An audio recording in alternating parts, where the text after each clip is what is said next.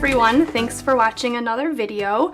Today, instead of doing a plan with me video, I am going to be doing a quick comparison of the 2016 Plum planner, which was the planner I chose last year. I did stick with the same layout, and I wanted to show you just some differences in the 2017 Plum planner. I have been very happy with my planner.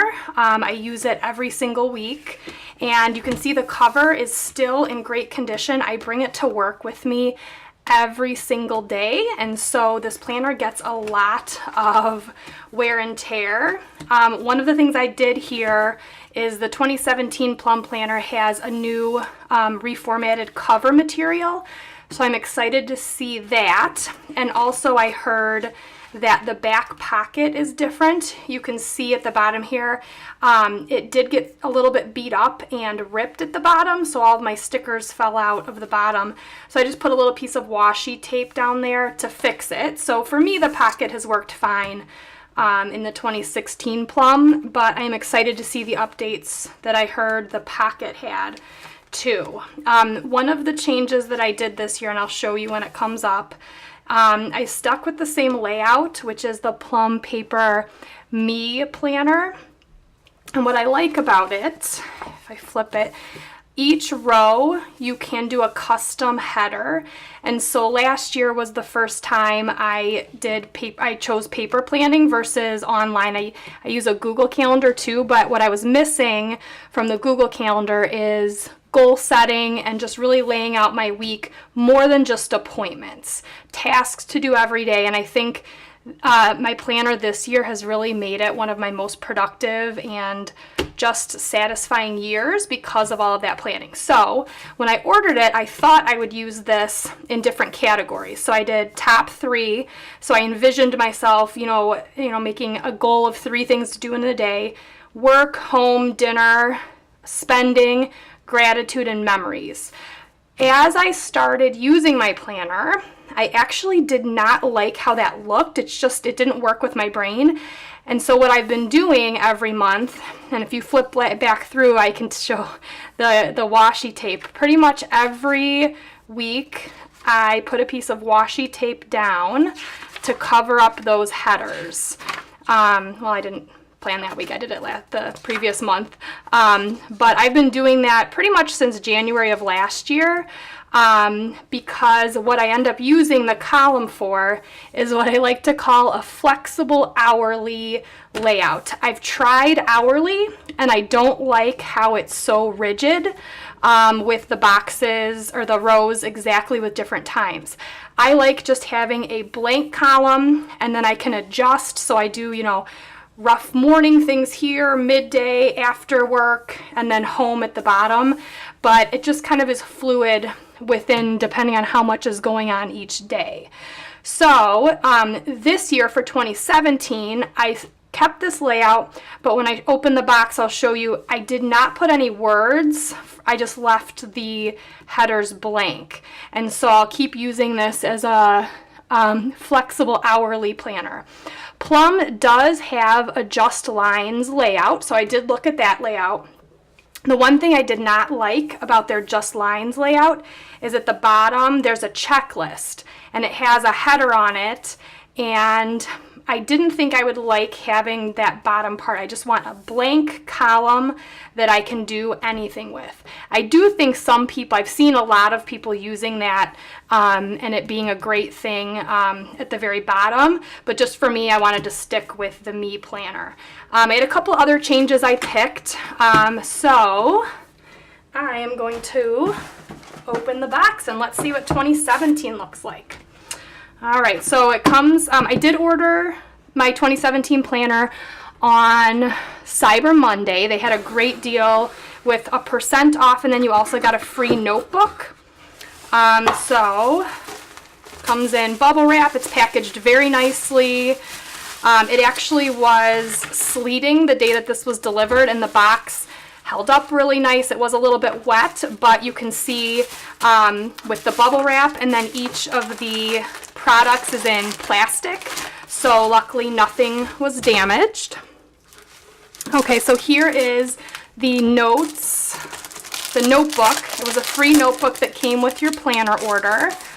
It's really cute, and actually it's funny, I liked this, the mint cubic, I think it's cubic or cube design, and that was actually the design of the free notebook. So it's just a lined notebook. It's really cute. I can definitely use this for work.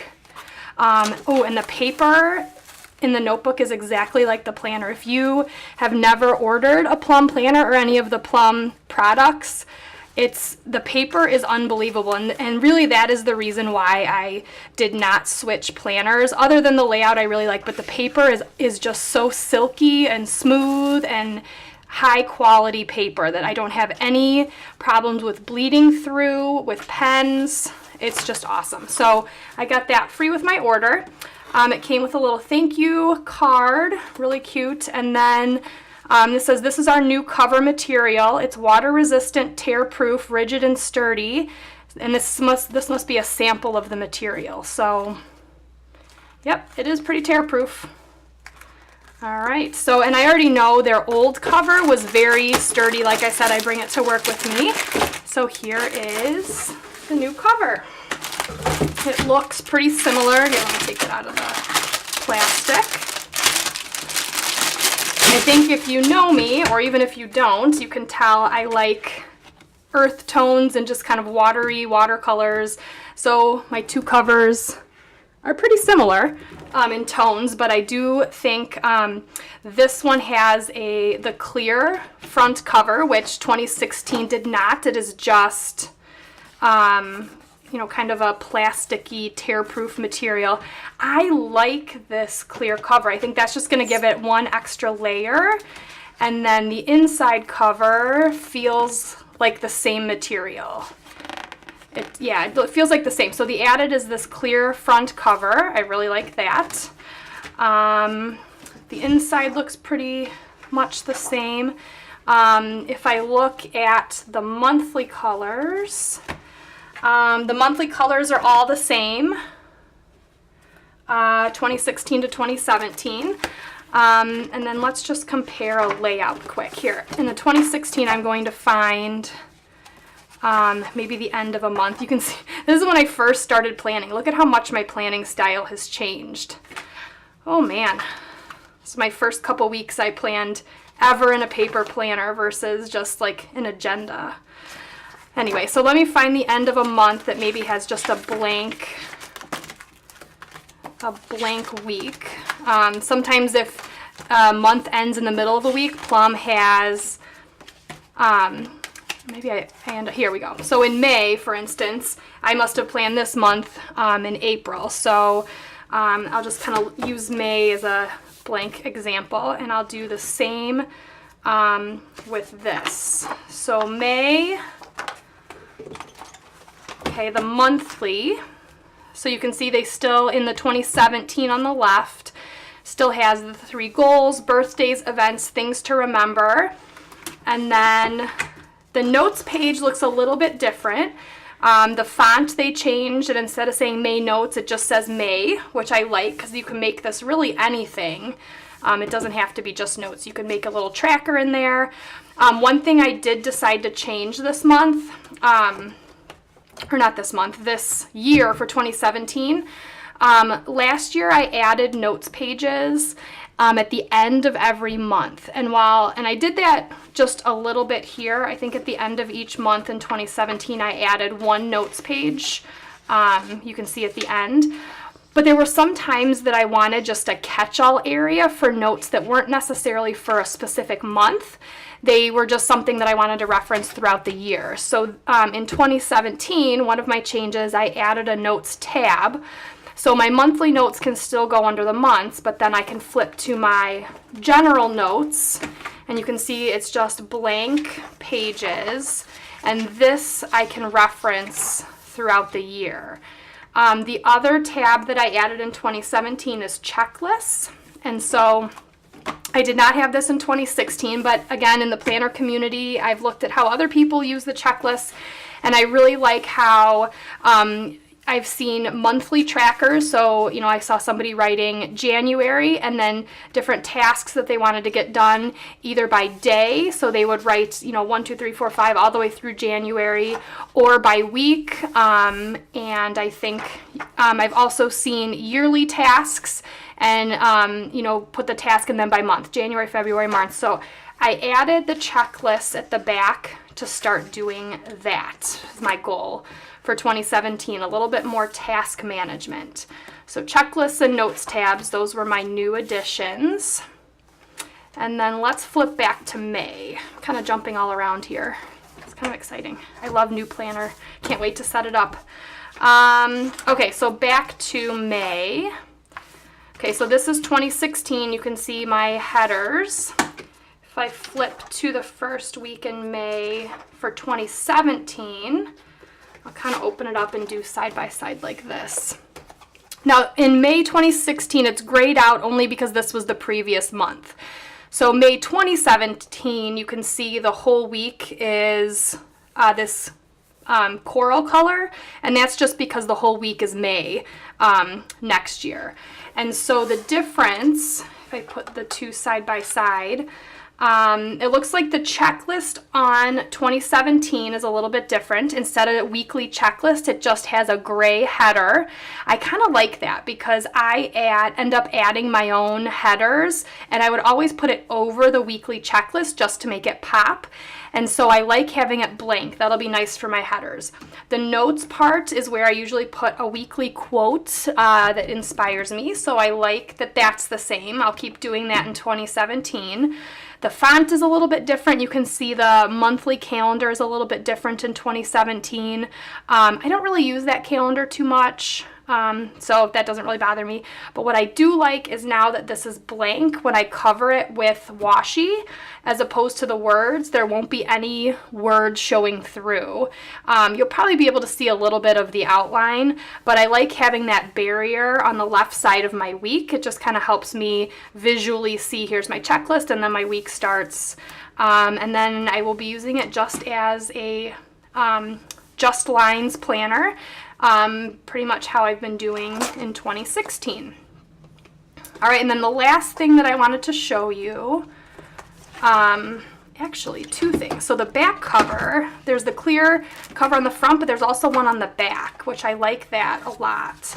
But I did mention how in my 2016 planner, one of the things that I did not like was that the back pocket ripped and I had to fix it. So here is the updated pocket. Let me see if I can, okay. So let's keep it the same way. Okay, so 2017, 2016. Last year it had for keeps and it was just straight across, and I like that it's two-sided, so I keep some of my weekly go-to stickers in that pocket. So for 2017, you can see it goes up a little bit higher. I really like that because I sometimes would have stickers falling out of just the straight across pocket, so I think this will help. I might even add a little clip or something here or somewhere along here to just keep it a little more secure. It does seem like it's the same paper, so knowing in 2016 that just being bumped around on the bottom made it weak and rip a little bit, I might add washi, this same washi, because I like how it kind of coordinates.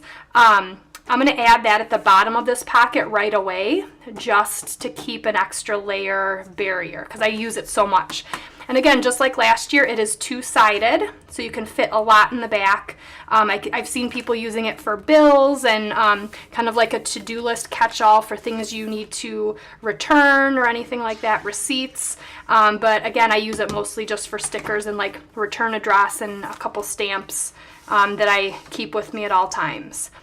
And just like in 2016, the end of 2017 has an overview of the following year, U.S. holidays, that's exactly the same as the year before, contacts, which I don't really use. I usually keep my contacts electronic, and I have an Excel spreadsheet on my computer. I might fill in a couple of my most contacted people on here, but I didn't use that last year. So that's two-sided. Passwords, which I don't think I would ever put that in here either. but maybe I will in 2017. I did not use that last year. Ooh, and this is different. Ooh, at the back there is a couple, 2 pages. So 1, 2, 3. 3 pages of dot grid. They did not have this in 2016. I love this.